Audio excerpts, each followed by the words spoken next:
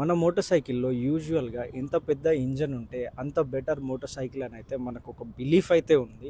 And యూనివర్సల్‌గా చూసుకున్నా కూడా ఒక ఫేమస్ సేయింగ్ అయితే ఉంది. అదే there is no replacement for displacement. వేరే ఏ పార్ట్‌నైనా మనం అప్‌గ్రేడ్ చేయొచ్చు కానీ ఇంజిన్ అనేది అప్‌గ్రేడ్ చేయలేము. అలాంటి ఒక ప్రీ కన్సీవ్డ్ నోషన్ అయితే ఉంది. చాలామంది దీన్ని ఒక ఓల్డ్ బైకర్స్ మిత్ అని కూడా అంటారు. ఒకవేళ ఇదే నిజమైతే ఇంజన్ సైజ్ అంత ఇంపార్టెంట్ అయితే ఎందుకని మనం రోడ్ మీద చూసినప్పుడు ఒక 150 సీసీ కమ్యూటర్ లేదంటే ఒక 160 సీసీ స్పోర్టీ కమ్యూటర్ ఒక 350 సీసీ బైక్ని ఓవర్టేక్ చేసి వెళ్ళగలదు. ఎందుకని ఒక 155 CC sports bike 120 kilometre per అవర్లో చాలా కంఫర్టబుల్గా వెళ్ళగలదు. అదే ఒక 350 సీసీ క్రూజర్ బైక్ అంత స్టెబిలిటీని ఆఫర్ చేయదు హై స్పీడ్స్కి. ఎందుకని ఒక 350 CC cruiser up hill claim చేసేటప్పుడు చాలా కాన్ఫిడెంట్గా క్లైమ్ చేయగలదు. అదే ఒక 399 సీసీ స్పోర్ట్ బైక్ లేదంటే ఒక స్ట్రీట్ నెకెడ్ బైక్ అంత కంఫర్టబుల్గా అప్ హిల్ క్లైంబింగ్ని హ్యాండిల్ చేయలేదు. సో ఇదేంటి ఇంజన్ సైజ్ ఒకటే మ్యాటర్ అయితే ఇంత డైవర్సిఫైడ్ బైక్స్ మనకు ఎందుకు కనబడుతున్నాయి? అసలు ఇంజన్ సైజ్ అంటే ఏంటి, ఇంజన్ డిస్ప్లేస్మెంట్ అంటే ఏంటి? పదండి మొదటి నుంచి మొదలు పెడదాం. ఇంజన్ డిస్ప్లేస్మెంట్ అంటే సిలిండర్ సైజ్ అన్నమాట. మన బైక్ మీద సీసీ అని రాసి ఉంటుంది, అది క్యూబిక్ సెంటీమీటర్. ఎంత సిలిండర్ సైజ్ ఎక్కువ ఉంటే అంత ఎయిర్ అండ్ ఫ్యూయల్ అందులోకి వచ్చి కంబషన్ జరిగి పవర్ జనరేట్ చేసి ఆ పవర్తో మన ఇంజన్ అయితే రన్ అవుతుందన్నమాట. అలా ఎంత పెద్ద సిలిండర్ ఉంటే అంత ఎక్కువ కంబషన్ జరిగి అంత ఎక్కువ పవర్ అండ్ టార్క్ అయితే జనరేట్ చేసే అవకాశం ఉంది. సో ఇక్కడ వరకు బాగానే ఉంది. ఎంత ఎక్కువ డిస్ప్లేస్మెంట్ ఉంటే అంత ఎక్కువ పవర్ అండ్ టార్క్ అంటారు, అంతేనా? కాదు. దీంట్లో కూడా మళ్ళీ టైప్స్ ఉన్నాయి. ఎంత పెద్ద ఇంజన్ అయితే అంత ఎక్కువ పర్ఫార్మెన్స్, అంత ఎక్కువ పవర్ అండ్ టార్క్ అంటే అది కూడా తప్పే. ఈ పవర్ అనేది రెవ్ రేంజ్లో ఎక్కడ వస్తుంది, ఇనిషియల్గా వస్తుందా, లేటర్ స్టేజెస్లో వస్తుందా అనేది కూడా ఇంపార్టెంట్ అనమాట. కేవలం ఇదే కాకుండా మన మోటార్ సైకిల్ ఎంత ఫాస్ట్గా వెళ్ళాలి, ఎంత స్లోగా వెళ్ళాలి అనేది జస్ట్ ఇంజనే కాకుండా బాడీ వెయిట్ కానివ్వండి, ఇంజన్ ట్యూనింగ్ కానివ్వండి, షార్ట్ గేరా, లాంగ్ గేరా, కంప్రెషన్ రేషియో ఏంటి, ఇలా చాలా ఫ్యాక్టర్స్ మీద డిపెండ్ అయి ఉంటుంది. వాటి గురించి అయితే ఇంకో వీడియోలో మాట్లాడుకుందాం. ఫర్ ఎగ్జాంపుల్, ఒక లైట్ బైక్ ఉంది అండ్ దాంట్లో చిన్న ఇంజన్ ఉన్నా కూడా అది ఫాస్ట్గా వెళ్ళగలదు. అదే ఒక చాలా హెవీ బైక్ ఉందనుకోండి, దాంట్లో ఎంత పెద్ద ఇంజన్ ఉన్నా అది స్లోగానే వెళ్తుంది. సేమ్ ఇంజన్ తీసుకొని ఒక లైట్ బైక్లో పెట్టండి, ఒక హెవీ బైక్లో పెట్టండి, ఏది ఫాస్ట్గా వెళ్తుందో మీరు గెస్ చేసే ఉంటారు. అండ్ వెయిటే కాకుండా మళ్ళీ షార్ట్ గేరింగా, లాంగ్ గేరింగా అనేది కూడా డిసైడ్ చేస్తుంది. అండ్ లాంగ్ స్ట్రోకా, షార్ట్ స్ట్రోకా అనేది కూడా డిసైడ్ చేస్తుంది. ఫర్ ఎగ్జాంపుల్, ఒక షార్ట్ స్ట్రోక్ బైక్ తీసుకున్నట్టయితే ఫాస్ట్గా స్పిన్ అయ్యి తొందరగా యాక్సిలరేట్ అవుతుంది. అదే లాంగ్ స్ట్రోక్ ఇంజన్స్ తీసుకున్నట్టయితే అంత ఫాస్ట్ యాక్సిలరేషన్ లేకపోయినా కూడా మనకి టార్క్ అనేది ఎక్కువగా ఉంటుంది. టూరింగ్స్ కోసం అయితే చాలా ఎక్కువగా సూట్ అవుతుంది. ఒరిజినల్గా ఈ నో రీప్లేస్మెంట్ ఫర్ డిస్ప్లేస్మెంట్ అనే సేయింగ్ అనేది కార్స్లో వచ్చిందనమాట.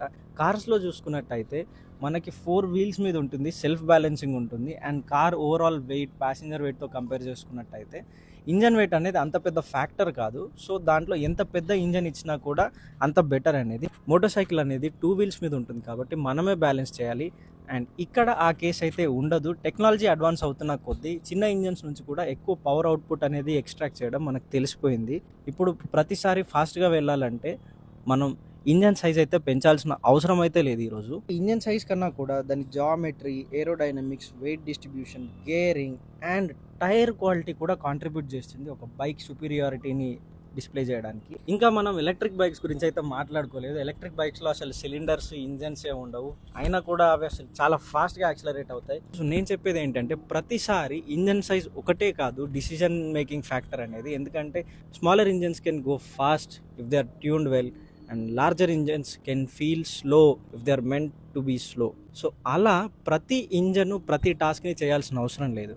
కానీ మీరు బైక్ కొనేటప్పుడు మాత్రం మీకు నచ్చిన, మీకు సూట్ అయ్యే, మీరు రైడ్ చేయగలిగే, మీరు రైడ్ చేసే రోడ్డు మీద ఉన్న కండిషన్స్ని మనసులో పెట్టుకొని డిసిషన్ అయితే తీసుకోండి. మీకు సూట్ అయ్యే ఒక మంచి మోటార్ సైకిల్ని అయితే చూస్ చేసుకోండి.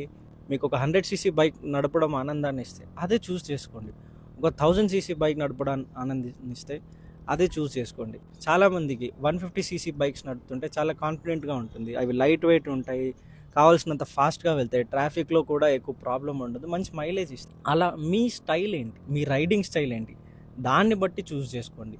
ఇనీషియల్గా మీరు ఇప్పుడిప్పుడే బైక్ నేర్చుకుంటున్నారు, ఒక బిగినర్ లెవెల్ రైడర్ అయితే మీరు ఇప్పుడే మీ స్టైల్ని డిస్కవర్ చేసి ఉండరు.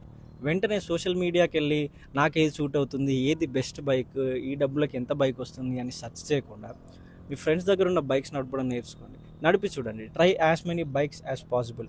సో ఏదో ఒక రోజు ఒక కంక్లూజన్కి వస్తారు, ఇది నా స్టైల్కి సూట్ అయ్యే బైక్ అని. ఇనిషియల్గా మీరు క్రూజర్ బైక్ కొనుక్కొని సోషల్ మీడియాలో కానీ, అడ్వర్టైజ్మెంట్స్లో కానీ, ఫ్రెండ్స్ అండ్ ఫ్యామిలీలో చూసి కానీ ఈ స్టైల్ని డిస్కవర్ చేసుకోకుండా క్రూజర్ కొనుక్కొని మీకు రేస్ ట్రాక్స్ అంటే ఇష్టం అనుకోండి, అక్కడ మీరు కాస్త ఇబ్బంది పడతారు. అండ్ మనకి మోస్ట్ ఆఫ్ అస్ బైక్ అనేది మేజర్ ఇన్వెస్ట్మెంటే. ఎవరి దగ్గర కూడా బైక్ అనేది టైం పాస్ టాయ్ లాగా అయితే కొనుక్కోవడానికి అంత డబ్బులు ఉండవు. ఒక మేజర్ ఇన్వెస్ట్మెంటే. మోస్ట్లీ 3-4 ఇయర్స్కి ఒక బైక్ కొంటాం, చాలామంది అయితే 10-15 ఇయర్స్కి ఒక బైక్ కొంటారు. సో మీరు ఫస్ట్ మీ రైడింగ్ స్టైల్ని డిస్కవర్ చేసి మీకు ఏది సూట్ అవుతుందో అదే తీసుకోండి.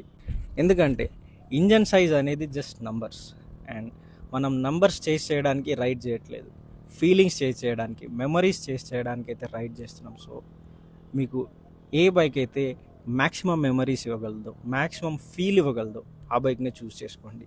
Don't just run behind numbers. That's all, signing off. Thank you for watching. Video నచ్చినట్టయితే లైక్ చేయండి. ఒక బైక్ చూస్ చేసుకోవడానికి మీ ఇన్సైట్స్ ఏంటి, మీరు ఎలా చూస్ చేసుకుంటారు, ఆర్ ఓవరాల్ వీడియో ఎలా అనిపించింది, నచ్చిందా లేదా, ఏమైనా ఫీడ్బ్యాక్స్ ఉన్నాయా, do you want me to change something, కింద కమెంట్స్లో షేర్ చేసుకోండి. కంటెంట్ నచ్చినట్టయితే వేరే కంటెంట్ కూడా చెక్అవుట్ చేసి ఛానల్ ఖచ్చితంగా సబ్స్క్రైబ్ చేసుకోండి. Thank you. Bye bye.